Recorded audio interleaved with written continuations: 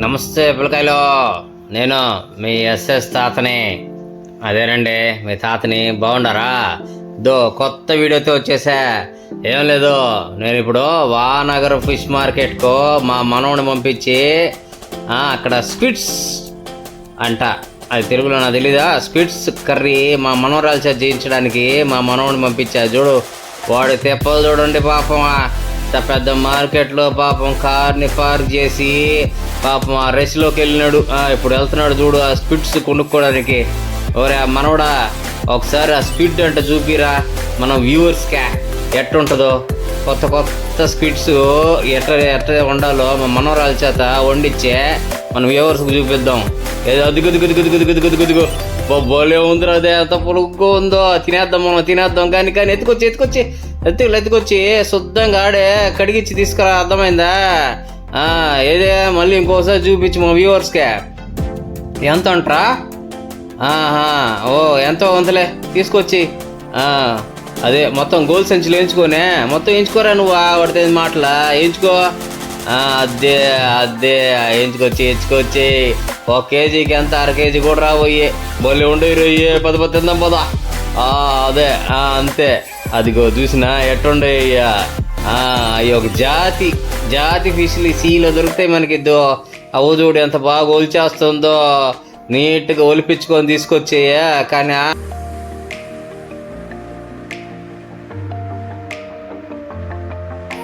2 tablespoons of కారం,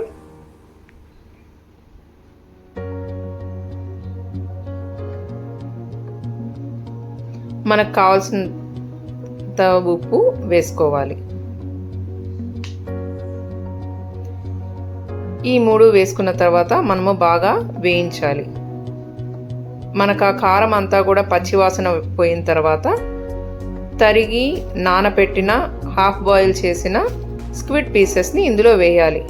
వేసిన తర్వాత బాగా ఆ కర్రీలోకి మిక్స్ చేయాలి.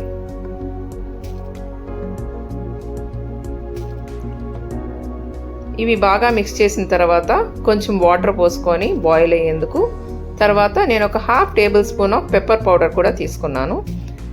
ఈ పెప్పర్ పౌడర్ అనేది మనం ఇష్టం వచ్చినట్లుగా తీసుకోవచ్చు.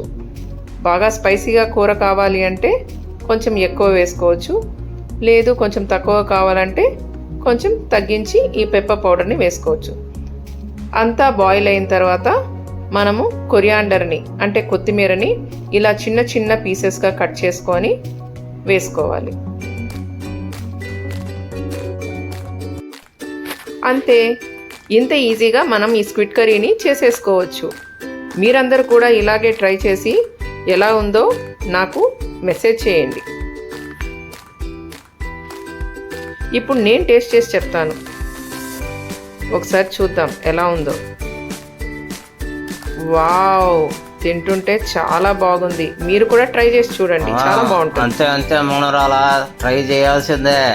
వాసన చూస్తే గుమ్మలాడుతుంది. మరి మా మనవరాలా మజాకానా, కానీ ఓ పొట్టు పడదాం, ఇంకా అయిపోయింది.